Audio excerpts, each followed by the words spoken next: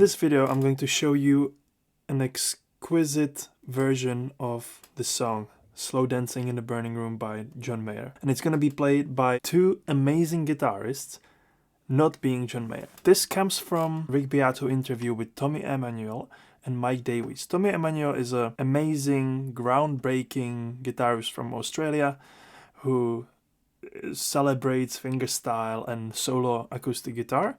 And then Mike Dawes does his own thing in his own unique way. He plays also solo acoustic guitar arrangements, plays more with the sound, with all sorts of tapping. I think he also uses different tunings, not in this case, but generally.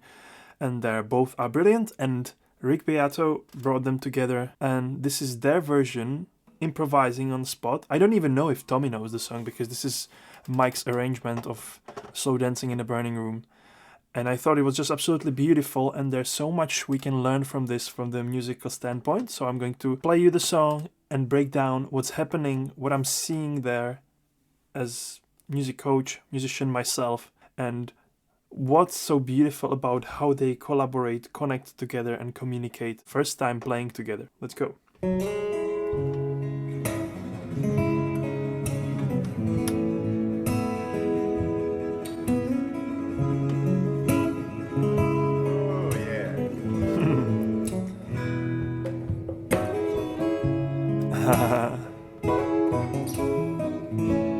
So you can tell Tommy probably knows the song, at least to some degree.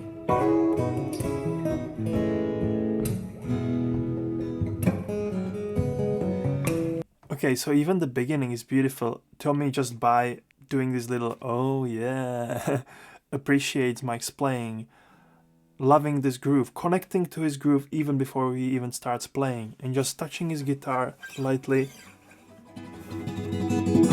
Up here, bringing in a little bit of himself, but not jumping in too fast.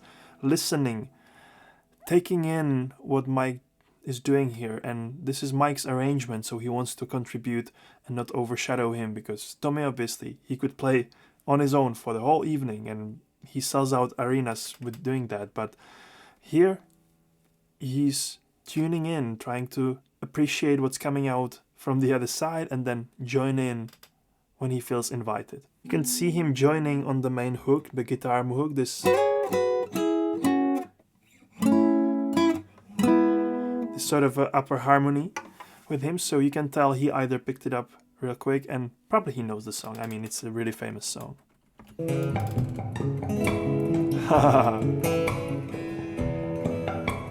Ooh.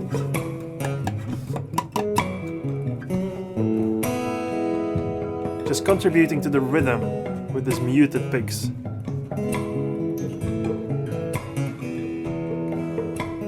Brilliant.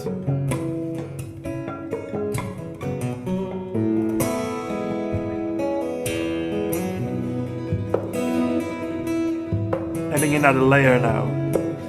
So here what Tommy did, he basically saw Mike going into the verse, and rather than trying to play some licks and riffs to show off or whatever, he just muted the strings up here and contributed to the rhythm. It's probably something he kind of knows from the recording, that there's some sort of sound that does that sort of function in the background. So he was like, okay, I'm going to use my imagination and use the tools I have, this guitar, to try and channel that energy, channel that vibe, the sound I'm hearing, or the atmosphere that it creates. We can learn so much from this. Tommy here is thinking from the arrangement point of view. He's helping Mike build up the arrangement, make it more interesting, more beautiful, without going over the top, overshadowing, without taking away from the main melody, from the solo. And then for the pre-chorus, he adds a little bit of light strumming on top, just with his fingers here. You can see he has a pick, I believe, in his hand, but he only strums it very lightly, like this. We're going down, and I'm singing, we're going down. Just adding color on top of the full arrangement of Mike, because Mike is a solo guitar player as well, so solo as in playing just guitar, just acoustic guitar, nothing else. So the arrangement is already pretty full. So Tommy, with his wisdom, knows what to do to highlight it, to support it, enhance it even further.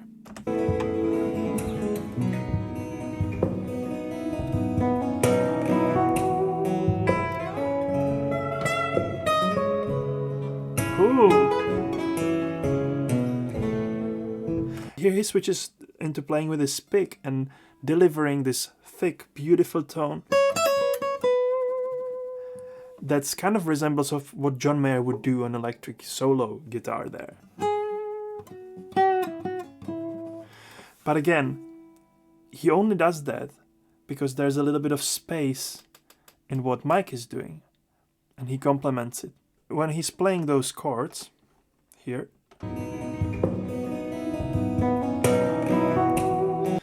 he's choosing the voicings. Mike is playing somewhere down here.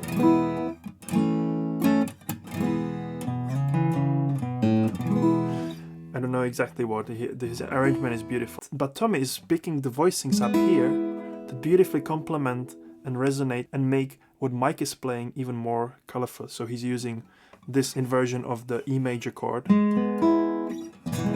major chord, right? Together they sound beautiful. Then he goes to A here. This inversion of A major chord here. And then from that he naturally transition into some solo line, as I already mentioned. Beautiful knowledge of the fretboard, beautiful seamless transition from simple triads and inversions of major chords into some solo lines.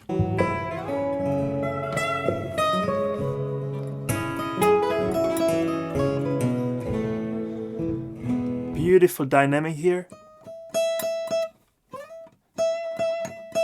I can't really do it as nice as him. Notice even the first note, the note E. Every pluck, different dynamic.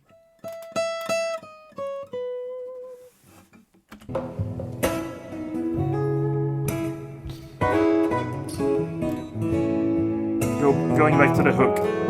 Ooh! This little thing here. This is something that Tommy loves to do. He's using basically the E major scale. But oftentimes using the neighboring strings to ring over each other, to create this cascading effect. It's like a wave of smoothness, wave of beautiful guitar ringing over you. And we go to the second verse.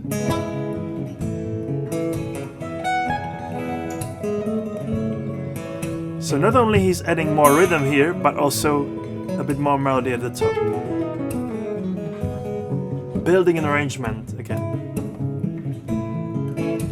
You can notice Mike here is singing too. So Tommy is adding even more into that arrangement now, because before it was just... Now he's adding a little bit of... And Mike, you can see him mouthing the lyrics here to really stay true to the song, to really feel through it very deeply. Even though he's not singing the lyrics, he's trying to internalize how he knows the song from John.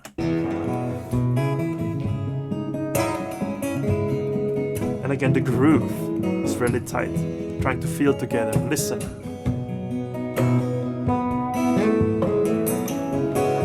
Beautiful lines again.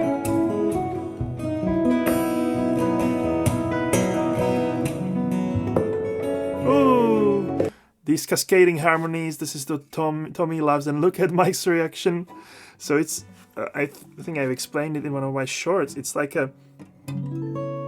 you hold a chord in the left hand, and then in the right hand you play one string with your pick, and the second string you skip one string, and then you play the, in this case, D string, so E, D, but the top string, I'm also going to fret what's happening here.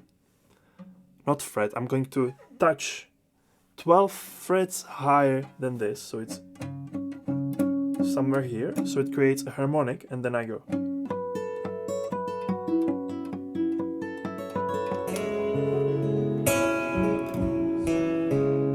Some tapping here from Mike. It seems like he is in standard tuning after all. And look at the tapping here, how he uses,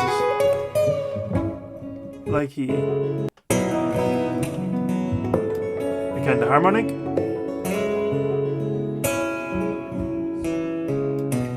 He's using the right hand actually to play the melody. Basically, slow dancing in the burning room. Yeah, brother. Basically copying John's solo here from the original.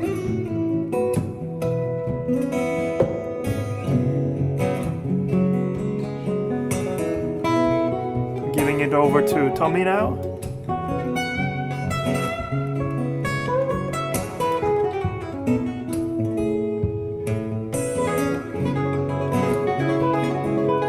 Just creating color, building stuff on top.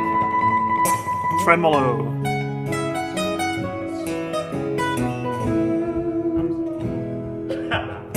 Look at the communication. Absolutely gorgeous, Tommy. Let's discuss a few things that Tommy did here in his solo. First of all, Mike here is copying, as I mentioned, a John Mayer solo. So here.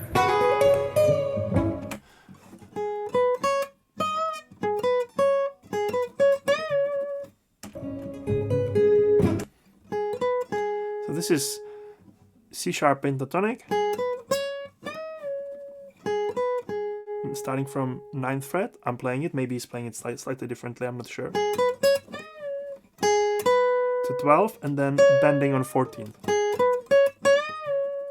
And then 9, I'm on B string still. 9, 12, 9. Yeah, brother. This is very interesting how he uses the open string here. I believe that's what it is, right? Let's go back.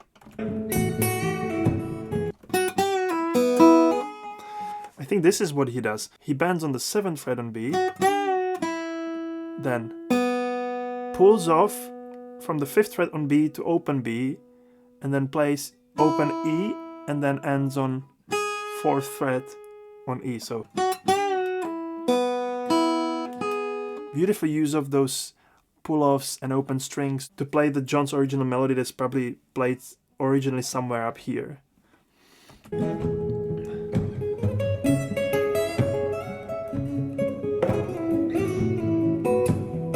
Beautifully channeling John's playing. Again, some tapping thrown in. Now invites Tommy.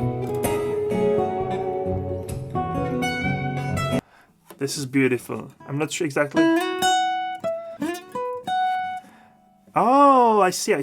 So beautifully, naturally started solo, how he smoothly, evenly transitioned through, again, those resonating two notes on two different strings, ringing over each other. And then he climbs up the fretboard, and then he starts with this. And I believe he plays this over E major, which is like a very interesting, slightly dissonant character where he plays. Just F sharp, the top note. We have F sharp down here, then B, and then he goes to E. Basically outlining the color notes that we would add to the E major chord. So like E major is this, right? I can add the F sharp here. And he's outlining that note with his solo.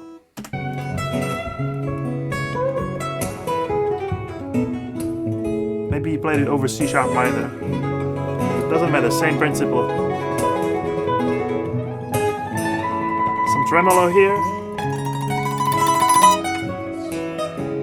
This is a beautiful technique where you take a pattern, like in this case we have pattern of one note and then the note above, and then you slowly move it through the key, move it down or up the scale. In this case we have note, one step up, then he moves one step down and does the same, so one step up. So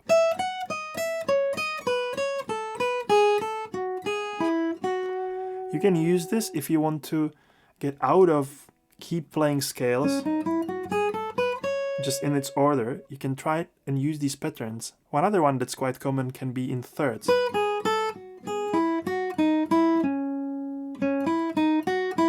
But here it's slightly different.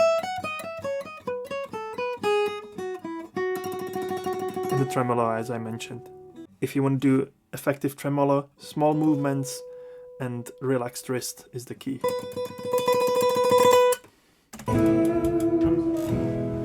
The communication here is gorgeous.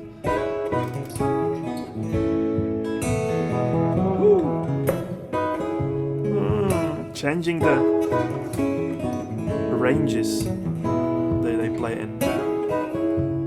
The registers.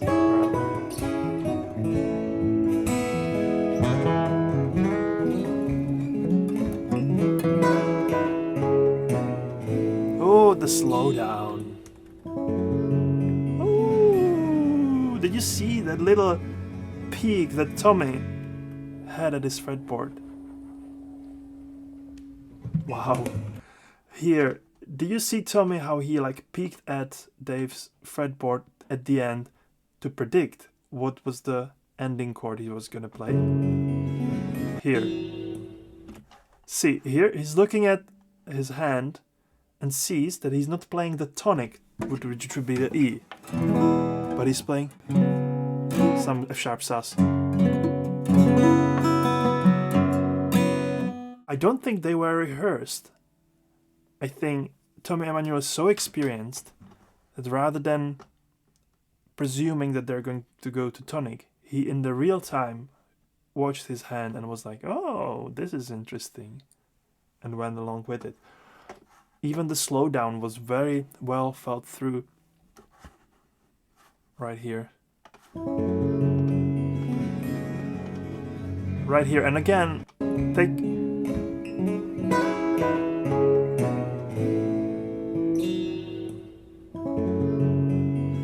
Maybe he knew, I'm not sure. Maybe he knew the arrangement.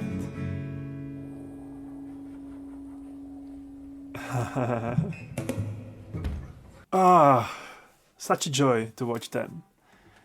I honestly don't know if they rehearsed it a little bit beforehand, if he was like, oh, Tommy, be careful, in the end I have this chord. But I don't think so. I think Tommy especially is such a musician that he doesn't need that. He just sees, he can predict things. That comes with experience. The more songs you learn, more songs you work out, more arrangements you build, the easier it then comes to just follow, just predict what's going to happen, because you know what works. Beautiful example of communication, improvisation, humility, and pure joy from making music and connecting through that. I hope you learned something from this video. If you want to have some guitar lessons with me, guitar coaching rather I call it, because I want to connect it to the mindset as well and our mental health and expression through music, rather than just simple guitar lessons like put your finger here, put your finger there. Check the link below. You can book a free trial, free consultation, or you can join my musician amplifier community where we talk about music from a holistic perspective. It's a holistic, I call it a holistic approach to music education, where we talk about music in a broader context of our lives and try to connect it back to our deep emotional expression and mental health and all that sort of fun stuff. Thanks for watching. Let me know your thoughts in the comments and see you in the next video. Keep it funky.